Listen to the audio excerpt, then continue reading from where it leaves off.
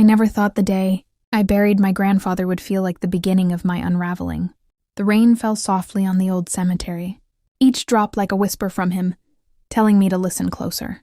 I stood there in my black coat, hands trembling around a single white rose, while my parents hovered nearby with their perfectly practiced sorrow. He lived a simple life, my mother sighed to the distant relatives, her voice carrying that familiar edge of superiority. Poor man. Left us with nothing but memories. But Grandpa wasn't simple. He was my sanctuary. While my parents chased status and luxury, filling our house with arguments about money and appearances, Grandpa would take me to his quiet study. He'd tell stories of building something real with his hands, something lasting. One day, my little star, he'd say, his eyes twinkling, you'll understand the value of what's hidden. I was 28 now, still carrying that little girl's trust in my heart, shattered by the years of watching my parents treat me like an afterthought, the daughter who studied literature instead of business, who chose dreams over dollars. At the lawyer's office the next morning, the air felt thick with expectation. My father leaned back in his chair, legs crossed, already calculating. Mother tapped her nails on the mahogany table. The lawyer, an old man with kind eyes who had known Grandpa for decades, cleared his throat and began reading. To my parents went the visible assets, the family home, the cars, the modest savings. They exchanged satisfied glances. Then he turned to me.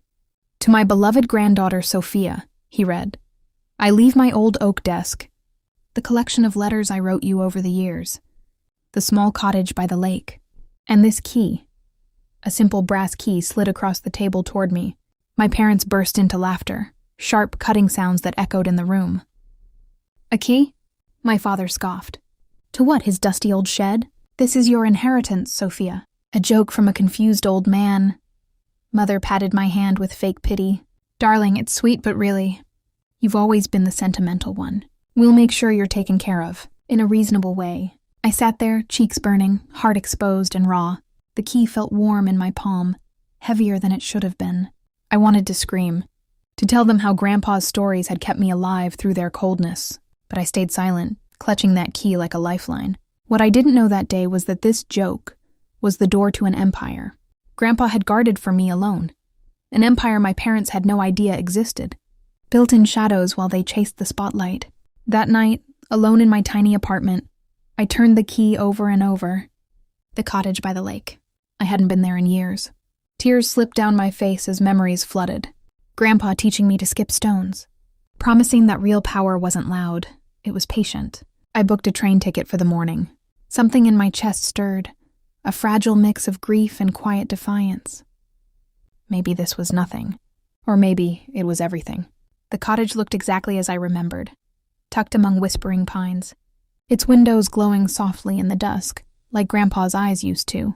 I unlocked the door with that brass key, and the scent of old books and pine hit me like an embrace. Inside, everything was neat, waiting. On the oak desk sat a thick envelope addressed to me in his steady handwriting. For Sophia, when they call it a joke. My hand shook as I opened it. Pages of careful instructions, maps, account numbers, and a letter that broke me open. My dear girl, it began. I built more than they ever saw. While they dismissed me as eccentric, I created something lasting for you. A network of companies, investments, and properties, quietly grown over 50 years. They know nothing of it.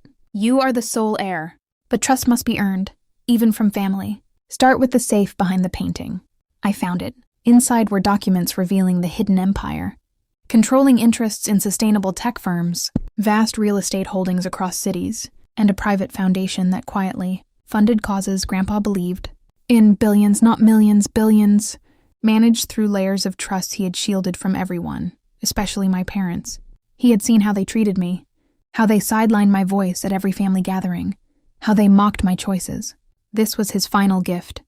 Not just wealth, but the chance to rise above their shadow. For weeks, I moved like a ghost between the cottage and hidden. Meetings with Grandpa's trusted advisors, loyal people who had waited for this day. I learned the scope of it all, my heart swelling with awe and then cracking under the weight. This was real. This was mine. Until everything changed one rainy afternoon. I returned to the family home to share the news, still hopeful that blood meant something. My parents were in the study, voices low. I paused outside the door. The old fool finally did something useful, my father was saying.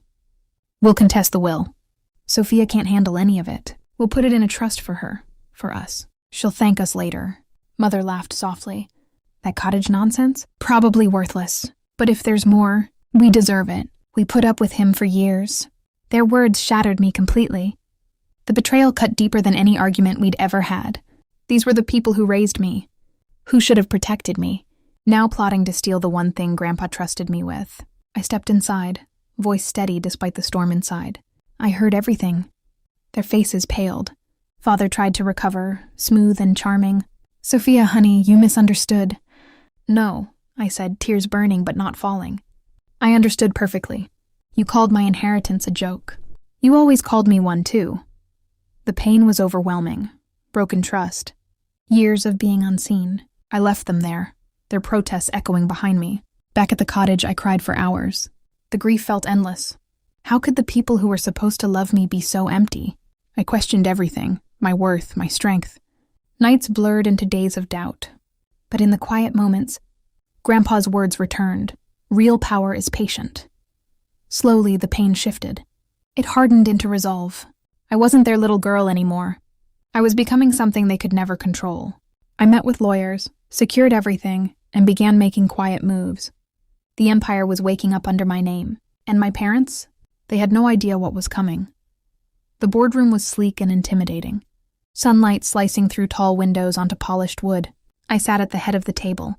No longer the timid daughter, but the woman who now held the reins.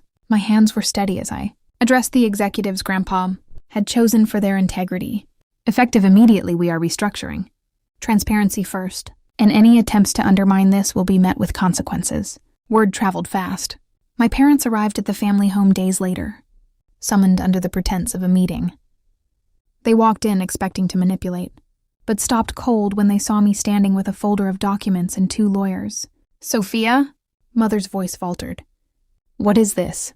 This, I said softly, is the empire Grandpa built for me. The one you called a joke. The companies, the properties, the future. He left it all to me because he knew my heart. And you tried to take it. Father's charm cracked. We're family. This is absurd. You betrayed me long before today, I replied, my voice trembling with the depth of old wounds, but strong with new clarity. You laughed at my grief. You plotted in whispers. Now the world will see who you really are. The documents revealed their attempts to contest and divert assets. Legal notices followed. Their access to the family accounts was frozen where they had overreached. Public whispers began, reputation, once their greatest weapon, now exposed and fragile. They faced the consequences not through cruelty, but through the quiet unraveling of the false lives they built. No dramatic ruin, but a slow realization. The daughter they dismissed now held more power than they could imagine. I didn't take pleasure in their discomfort. Instead, I felt a profound sadness for what our family could have been. In the end, I sat by the lake near the cottage, the same place Grandpa and I once skipped stones. The water reflected a softer version of myself. Stronger, wiser, at peace. I had claimed the empire not for revenge, but for purpose.